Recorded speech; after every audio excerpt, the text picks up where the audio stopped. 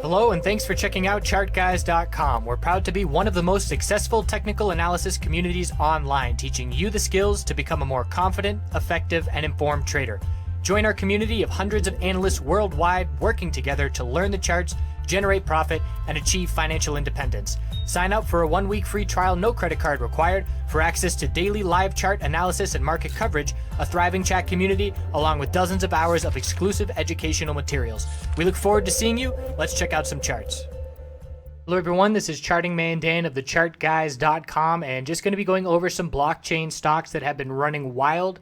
There's hype and momentum in this space due to the cryptocurrency space blowing up. We've been making big time gains in the cryptocurrency space, but there is also opportunity in the stock market. As you know, there are people that have retirement accounts, stock trading accounts that don't have access to cryptocurrencies because they have to go through the other exchanges. Those act as hurdles, but they do have availability to trade these stocks, and they have been running wild over the past few months, and there's still opportunity to be had. So this video is going to be designed to give us an introduction to who these names are, how to trade them, and also just some general thoughts, some general cautionary advice from me personally. And this is the outline of what we're going to be going over, a little disclaimer to start it. We're going to be going over the importance of financials of these names, risk versus reward, the companies that we're going to watch, and then we'll go over the charts and the technical analysis to be looking at for some short-term and longer-term action. So to start it off, disclaimer, obviously, I'm not recommending to buy or sell anything. I'm not a licensed advisor. This is just for entertainment purposes only. I'm trying to pass on this information to make you aware to do your own due diligence to some trading opportunity for profit. There is also some investment opportunity. I personally am not an investor. My plan for this space is a trader. There are multiple reasons for that. Number one, these companies are all very small. They're low caps. A lot of them are on the OTC. A lot of them are on the Ventures Exchange in Canada. They have less filing requirements.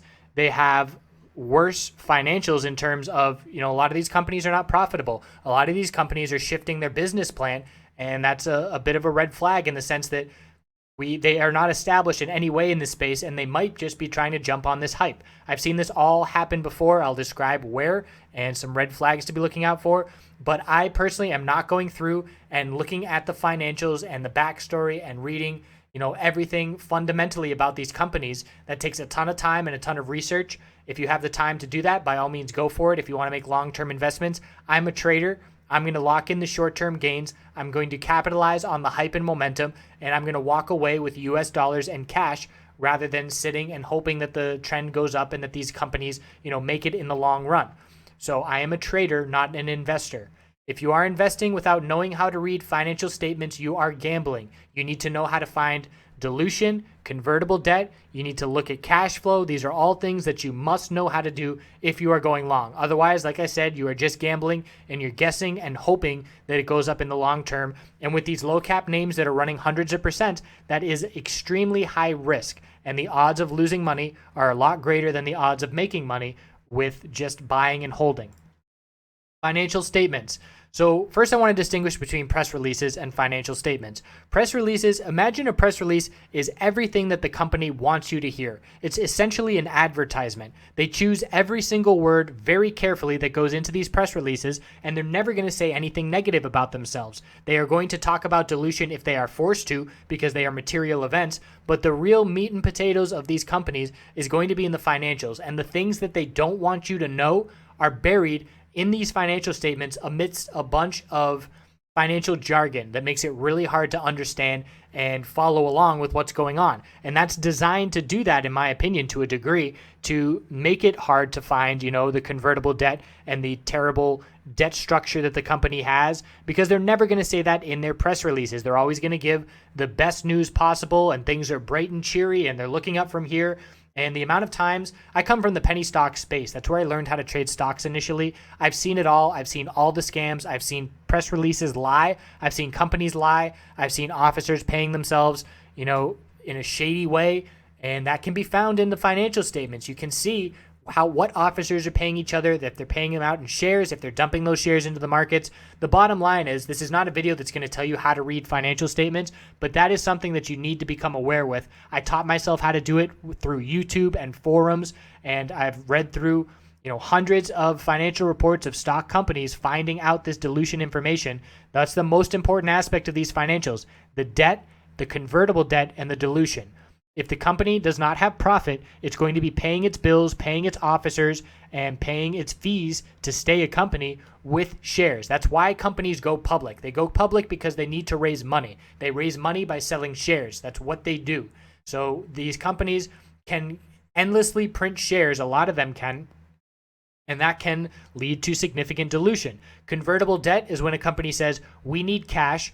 Hello, Mr. Lender. We want your cash. We will give you 1 million shares priced at 75% market value. And that's a good deal for the shareholders. Usually it's 50% or whatever. As soon as those lenders get free trading shares, they dump them into the markets. So you see these names that continuously reverse split and dump down and reverse split and dump down. Those are names with terrible debt structure that have huge dilution and huge convertible debt. If you see debt and convertible debt and no profit on a financial statement, do not invest in this company. It doesn't matter if they have the cure to cancer, if they have an extremely terrible debt structure with a ton of dilution and a ton of shares, the price will not go up. It's all supply and demand, and that means that the supply of shares far outweighs the demand of shares if that is how they are running their company. And again, because this space, the blockchain sector, is so new, a lot of these companies don't have profit and don't have income, and they are keeping the doors open and the lights on by selling shares. Again, this is all reinforcement as to why I am trading this space and not investing in this space. So let's see, what else do we have? Description, or seen it all before in the USMJ sector. And ignore this last little bullet. That's a mistake there, but I've seen it all in the USMJ sector. I watched this space in its infancy when there were 8 companies in the USMJ sector. The hype caught on. The sector ran significantly. Next thing you know, there's 300 companies. And we have oil and natural gas companies that have become defunct and are not doing anything. They change their name, they change their business model and mission statement, and next thing you know, the stock is running 100%. And that's because they just put the word marijuana in their company. Look for the same thing in blockchain. A company changes its blockchain, it changes its company description. That's just jumping on the hype. That is a reason to trade it and not a reason to invest in it. So again, companies know they need to jump on this hype. There are hundreds, if not thousands, there are thousands of people that are posing as penny stock CEOs that know they're running a racket. They know that they're never going to get their shareholders any kind of value, and they are just selling shares to fill their own pockets and give themselves a job. And we're going to see that in the blockchain space, where these sharks and these snakes that are running around in this unregulated space are going to try and take advantage of this hype and momentum. Think about it. We have the inability to regulate the entire stock market with the insider trading that's rampant in stocks like Apple and Facebook. If that's going on, who in the world is going to crack down on the penny stock market and catch these bad guys? They do every now and again. It's very rare. FINRA, F-I-N-R-A, is the organization that's in charge of doing it. But in terms of the manpower required compared to what they have, these scam artists know that they can get away for a very long time, if not forever, doing what they're doing. So an example here of financial statements, let's look at HIV, which is one of the more popular names recently. Let's see what their financial statements have to say. Here's an example of exactly what I was talking about, and this is with Hive blockchain, HIV.V, which has run hundreds of % in the past few months, but it is a former mining company. It's a mining company that just changed its name. It used to be Lita Gold Corp. And this is from year ended March 2017. So they just changed their name and they just changed their business model. And this is too perfect because this is a random name I selected and it's doing exactly what I just described in terms of red flags. So I would never invest in this name. I would only trade it based on technicals and the chart. And I'm very comfortable doing that because I can keep track of what's going on. But I scroll down here, look at March 2017. They have $41,000 in cash and they've got $600,000 in assets. So $637,000 in assets. Liabilities, $3.5 million. This company is going under. This company is not making money. It is in a lot of debt. It's paying this debt with shares. We have convertible debts. We have consulting fees. We have just a lot of expenses, no income. So the fact that they changed their name and changed their business model all this year to jump on this blockchain hype is a huge red flag. We have convertible debt for cash owed for mining claims. That's not going away. It's still a part of this company. We have shares becoming free trading. It's just a huge red flag. Granted, I very superficially went over this. I'm just looking at this for 5 minutes and looking for red flags, and they're smashing me in the face everywhere. So it's all about just trading this space. If you do a lot of research, if you know somebody working with a company, if that's the scenario, it's maybe a little bit different. But the vast majority of these names, and I'm talking 9 out of 10, are going to fail, and they're going to be long-term losers. So to think that you're going to pick the long-term name that wins by investing, the odds are so stacked against you that I just don't suggest doing it. I suggest learning technical analysis, being comfortable using it, and profiting in the short term. Take your money, give me my profit, thank you very much, see you later. That's how I'm playing this space.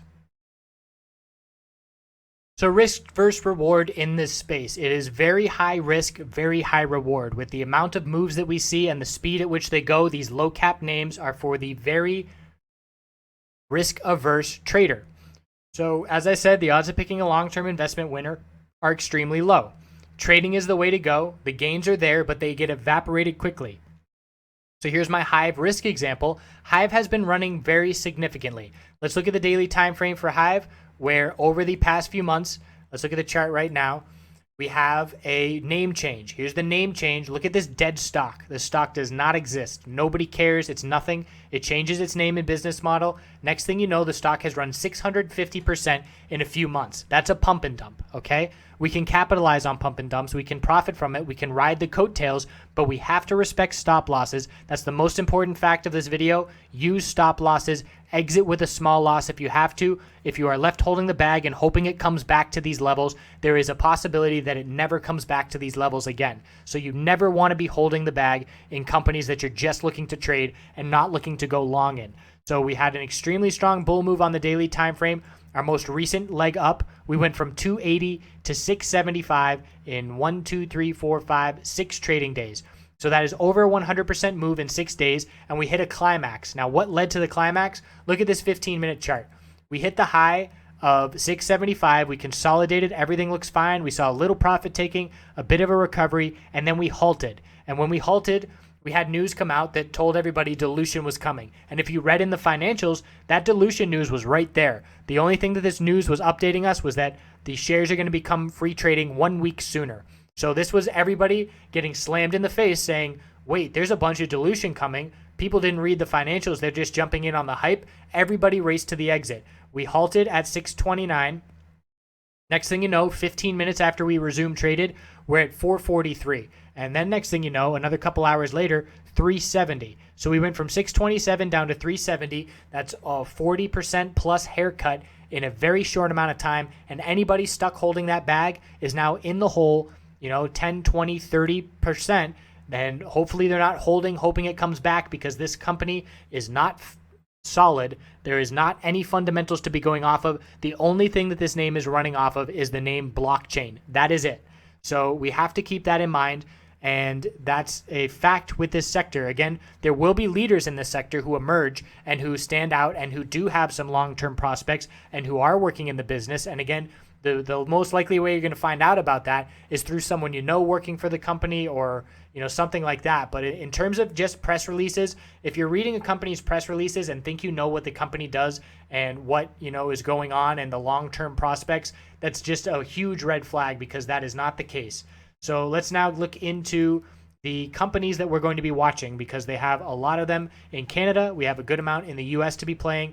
I'm looking at Canadian tickers: Hive, Block, BTL, XAU, and LTV.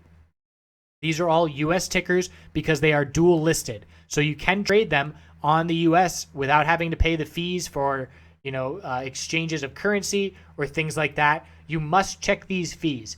And I certainly fell victim to this. I traded PRELF, which is the Hive alternative, and it cost me $50 each trade in fees.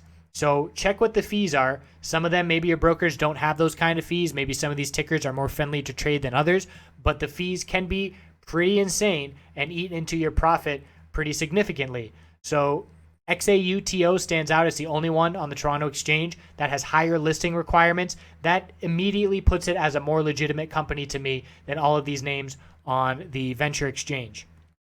US tickers: GROW, BTSC, Riot, and GAHC. So those are some US tickers to be watching in the blockchain space. Again, if you want to invest, by all means go for it, but you better be prepared to invest at least 5 hours of time diving into the financials to understand what's going on and what kind of dilution and debt and share structure we have going on. There's a couple more in the US sector, BTCS and BITCF.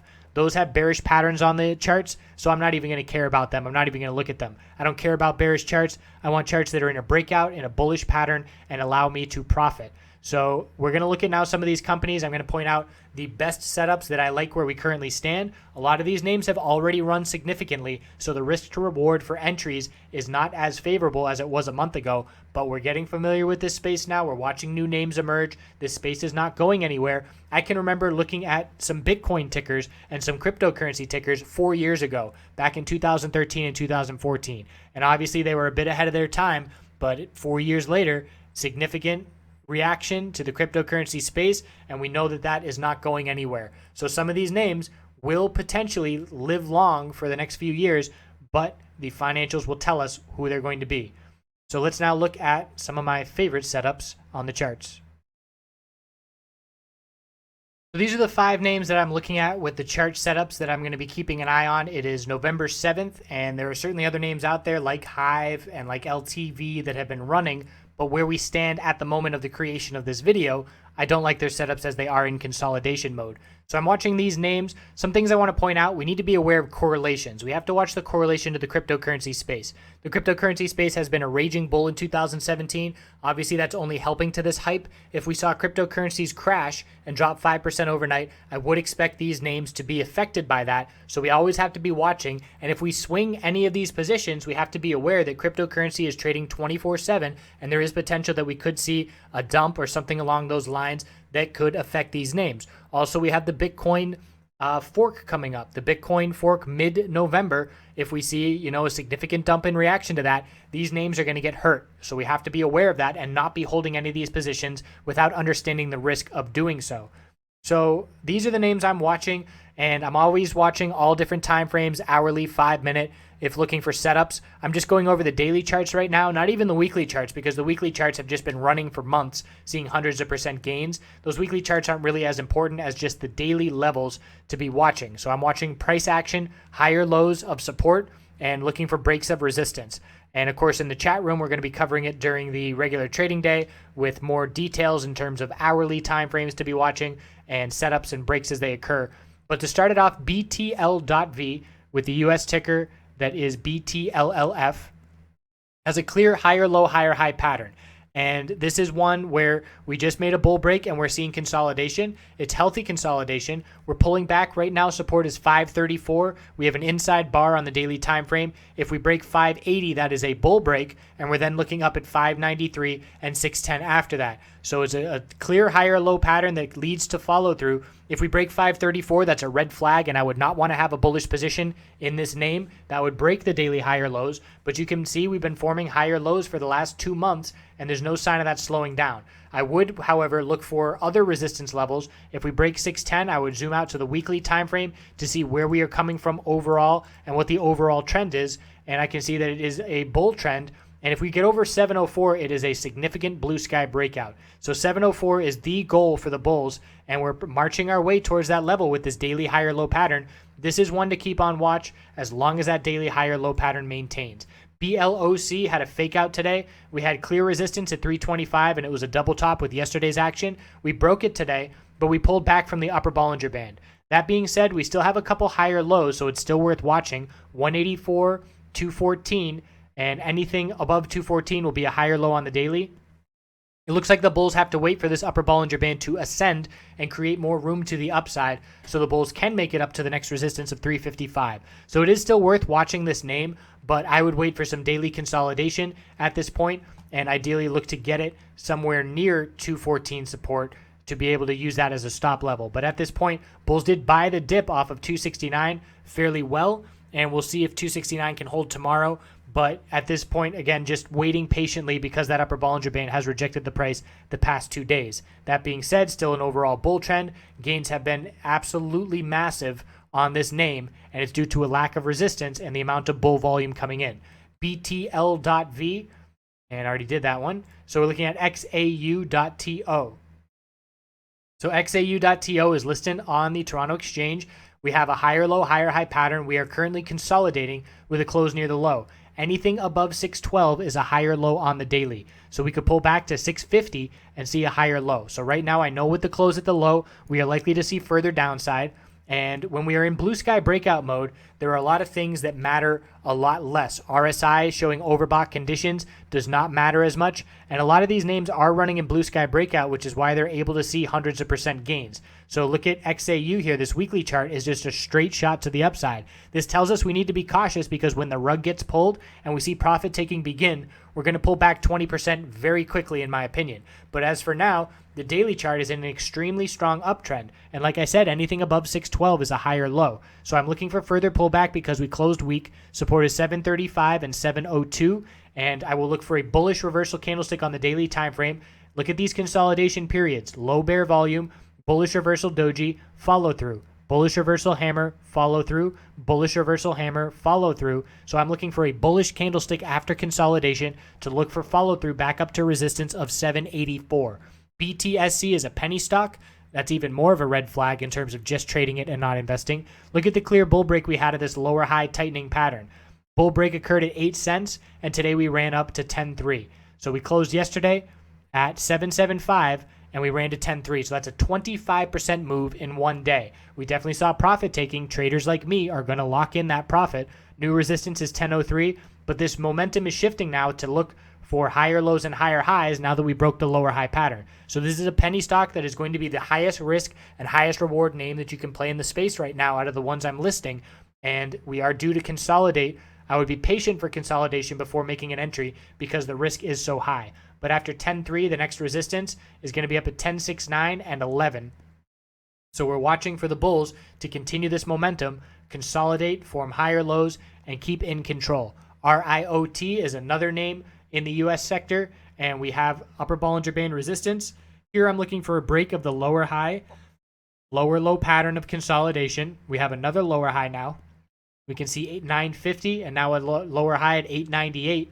And if we consolidate from here, we'll look for a higher low compared to 633 and a potential bullish entry to look for a higher low and then a higher high and a bullish MACD cross to try and break out. This upper Bollinger Band is going to begin ascending, creating room for the bulls to get back to the $9 and $10 range. But look at this move where we went from $367 up to $10, a 200% move in just a couple of weeks. So the gains are here and the opportunity is here. We just have to be cautious and always protect our trades. So those are 5 names that I'm watching for the rest of this week. We'll keep checking in with more regular videos of the blockchain stock space. Again, stop losses are so essential. If you get stuck in one of these trades, you will regret it and you will feel sick to your stomach. I promise you that. Do not get stuck when the rug gets pulled. This is a game of musical chairs on a lot of this hype, and we can capitalize on it and lock in those profits. But when the music stops, it will be pretty brutal for a lot of people who don't really know what they're doing trading. So that's what we've got. I appreciate you watching. Feel free to ask any questions in the comments. We'll be happy to answer them. And I hope you have a wonderful day.